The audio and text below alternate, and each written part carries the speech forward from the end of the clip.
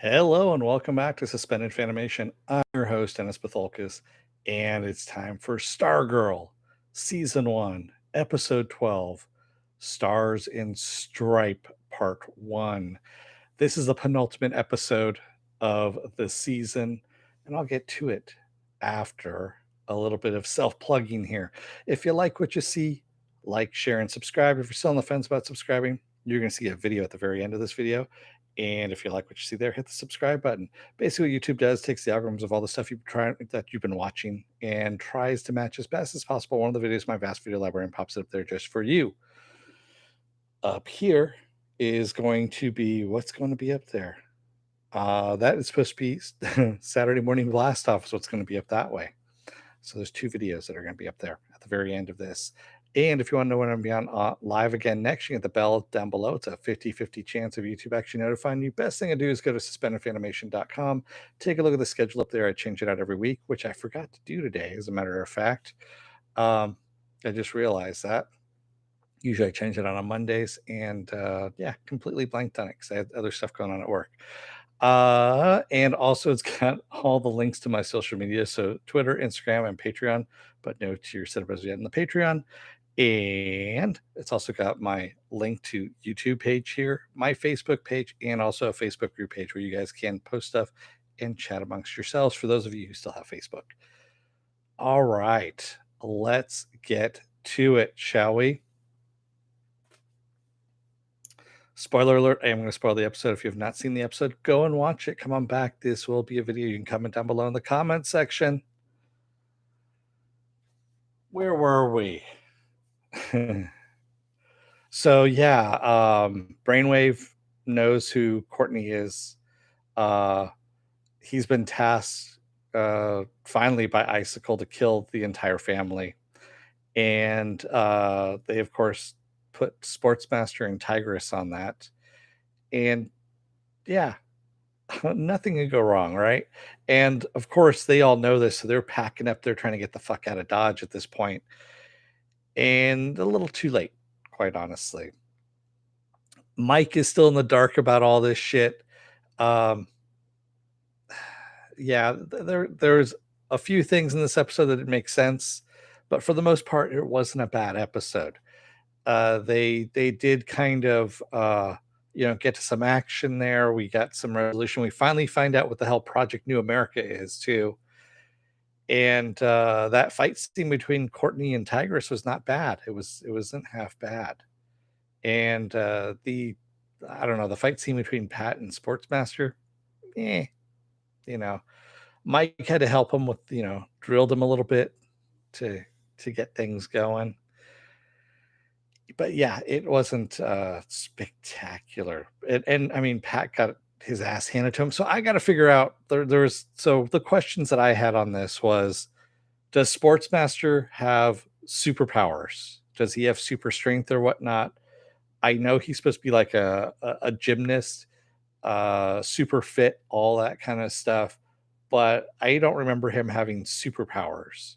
And when he punches Pat, Pat goes up off the ground into the, flying across a little portion of the room and into a brick wall.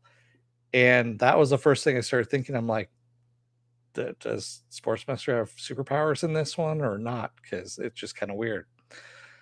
Penn says, I knew Mike was going to save Pat. I just wondered if Mike would have powers. Yeah, I don't think so. I'll get to that in a minute, Philip. Yeah. So the whole thing with Mike finding out finally that there's a giant robot that his dad has built, that Courtney has a cosmic staff, and that lets her fly around and shoot bolts and whatnot. And then the whole thing with him being jealous about it too. And like you said, Philip, there is a theory that's been floating around out there that Mike actually becomes a villain because of all of this, because he's been kept in the dark for so long.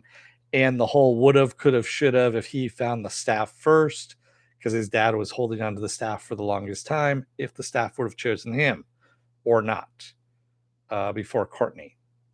So, yeah. I don't know. I'm not really keen on.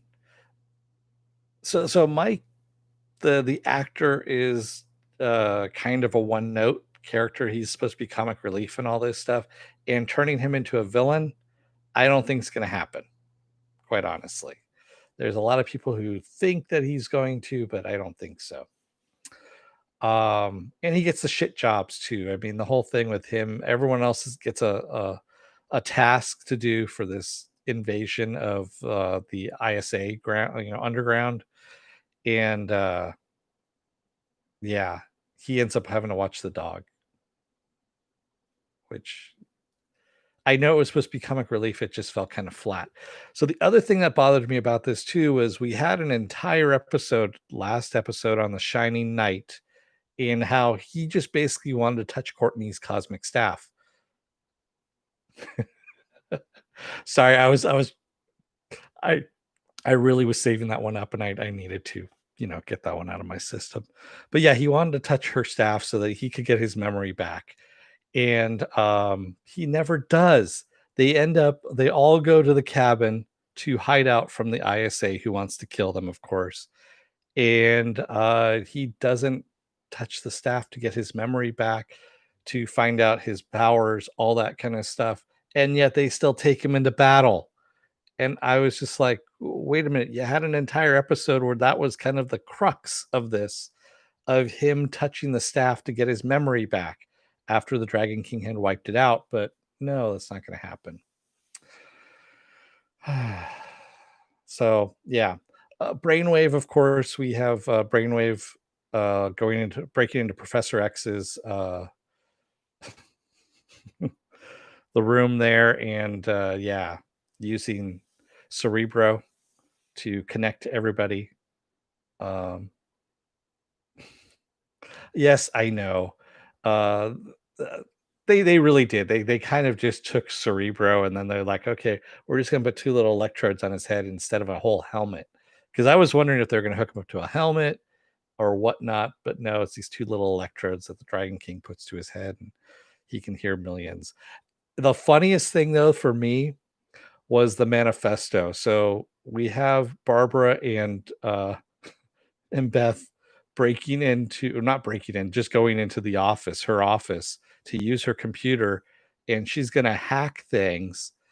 And she finds their manifesto, and their manifesto is basically to, get clean air. They want solar power, they want wind power, all this stuff. That's what they were going to wipe people's minds and configure them to their way of thinking. The only thing is that they're gonna wipe out 25% of the 100 million people that they're gonna take over. So yeah, 25 million people is what they're gonna do. They made that math easy for everyone on that one too, which I thought was kind of funny.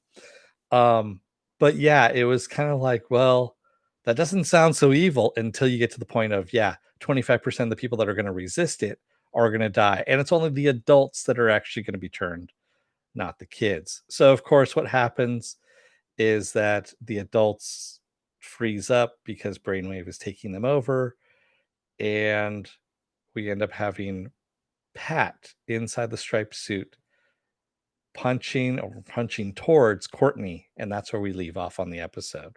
Yeah. The one thing that was kind of funny though about the hacking scene too, or the hacking scene, if you will, is that Beth's hacking gets stopped by a middle-aged white guy sitting in a basement someplace.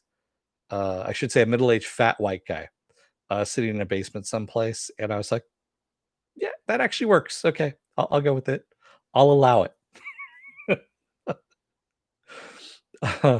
I just, it was a little on the nose on some of that, but yes, I'll allow it. That was good. Yeah, he did hack her Google goggles, as Philip says there. Um, we didn't really see much of, Wildcat and Our Man in this. Oh, that's the other thing. So Our Man does crack the code on his dad's book using the number 1966, because that's and that was one of the things that his dad made it was kind of abundantly clear. He goes, "Yeah, remember I had a 1966 Mustang. You want to remember 1966 Mustang." So yeah. So yeah, he's an end up breaks the code, and so that's where we get the map for the ISA underground. And Cindy locked away down in her dad's dungeon, doesn't get to come out and play. And Brainwave basically tells her, "We all don't like you, and we wish you were dead, including your dad. Your dad considers you a failed experiment. Bye now." And then I'm gonna go take over a couple of 100 million people, and you just wait it out over here. So yeah, like I said, with a few minor things here and there, it wasn't a bad episode. It really wasn't. And yes, I don't see Mike turning over to the dark side or anything like that, considering that the ISA wants to kill him as well. I don't, well, I don't know. It would be an interesting twist, but then again, there was other things that are happening in this season I thought would be an interesting twist as well, and they never happened. So it looks like Jeff Johns is playing this straight, is where we're going with that. What is MAFWG with a cat, Philip? I don't get that acronym. I deal with acronyms like shit tons of them at work every day, and honestly, we literally have a web page full of acronyms because that's how many fucking acronyms we have. So I've given up on acronyms. WTF. OMG. But next week we get the season finale of Stargirl. We find out what happened if she got punched, because if you notice, the cosmic staff lighted up a bit there just before Pat, went all Stepford on her and decided to punch her. Middle-aged fat white guy. There we go. Got it. Thank you. I didn't realize I coined a term, Philip. Honestly, it just went from mind to mouth and it went out. That's how it goes sometimes. But okay, middle-aged fat white guy. Yeah. It does fit a stereotype, though. I'm kind of disappointed in the CW. No, I'm not. I'm really not. Uh, oh, and the fiddler got killed too. Yeah. Let's talk about that too for a second. She comes in, and instead of saying, "Hey, we need to actually find these fuckers and kill them because you fucked up," she goes, "You know what? You're horrible parents. Your daughter's going to turn into a feral animal, blah, blah, blah, blah, blah." And they're like, "Oh, yeah, really? Fuck you, bitch." And they kill her. What the fuck was that all about? I mean, granted, she wasn't the most interesting character in the world, but still, I thought she was kind of integral to the ISA. Is this showing that we're now going to have infighting in the ISA, like what normally happens when you have a bunch of bad guys get together? Is they have their own best interests at heart more than anything else? Yeah. Never trust anyone over 30. Yeah, next week. And that was the other thing, Philip, is I started laughing about. Okay, so what they did with this story is it's like every 80s movie where the kids are the only ones that know anything and the adults are pretty much foobarred and they're fucked and out of there, but it's the kids that need to take care of everything and save everyone. And because they're the only ones that don't get affected by anything. And that was a trope for a while there in the 80s. Well, I should say it is a trope in the 80s of movies. Lots and lots and lots of movies. I'm looking at you, Spielberg. That's right. E.T., Goonies, a couple others as well. You know what I'm talking about. Lost Boys. So yeah, it's remember Charlie Brown and the Peanuts? Yeah, I do. In the Peanuts gang, yes. I know never trust anyone over 30 is that's the 60s thing, yeah. Killing Fiddler was cool. Fiddle Kid seeks revenge. Yeah, the whole thing about, Tuba Turd, I think is what, his bully called him, was Tuba Turd, and then pushed him down the stairs, and he's sitting in mommy's office crying because of the ripped shoulder pad, and I was like, "Are you, like, 18 or something like that?" And you're well, alright, sure. I mean, it just seemed like a weird scene, that's all I'm saying. It really was kind of a weird thing, and then her giving the advice of, "You know what? Turn around and punch him in the fucking face." Or no, actually stab him in the ear with your violin bowstring or your violin bow. I was like, "Wow, way to go, mom. That's great parenting advice right there. Tell him to commit some homicide or at least, attempted homicide at that point." These people are not getting parent and I figure at this point, how have they raised their kids this far along with this bad advice that they are giving their kid? Yeah, that's a whole nother argument all the way down the line.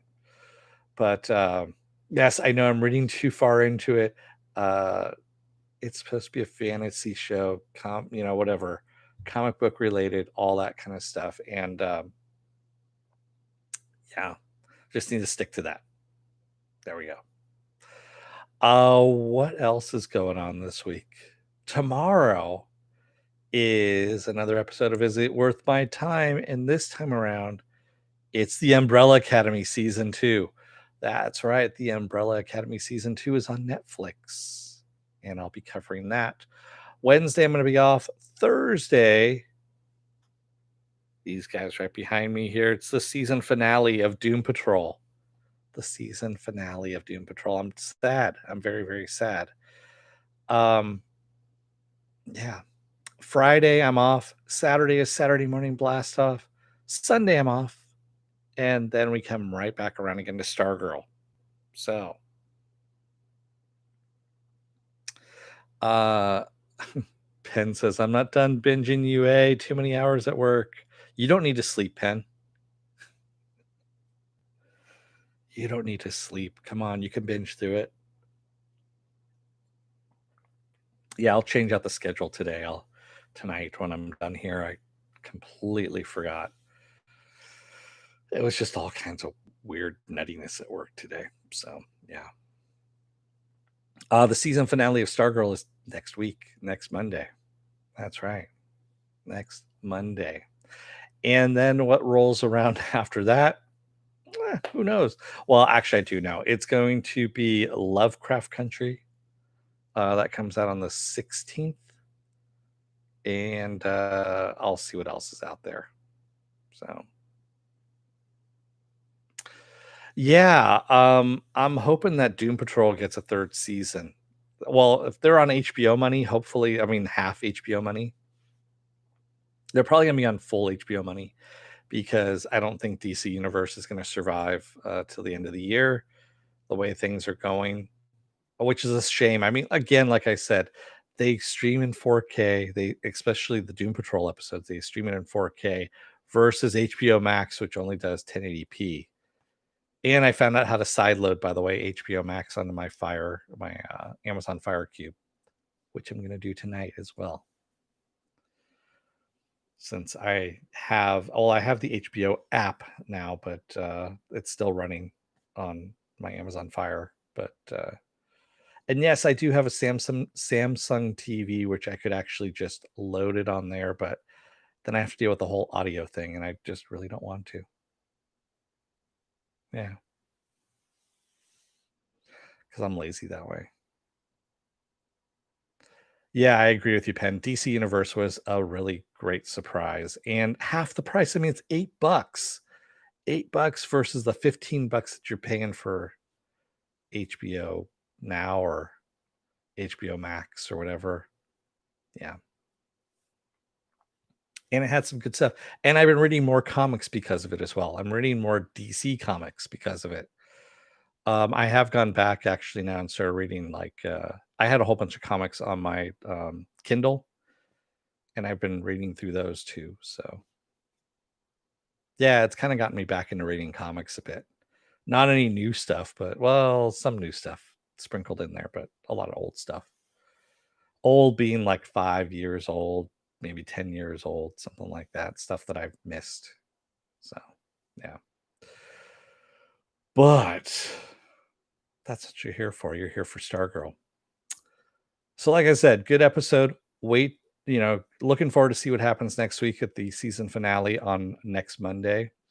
Again, I'm watching this on DC Universe. It comes out on Sunday nights on DC Universe. And then, of course, it premieres tonight on CW, I believe is what it is. Or tomorrow. I can't remember which one. Yeah. Penn says Doom Patrol, Harley, and Swampy rocked, and I loved rewatching Constantine. Yeah, there's so much good stuff, and also they have the DC animated movies on there too. I'm looking forward to what is it? Dark Justice League Apocalypse War is supposed to be coming out. Yeah.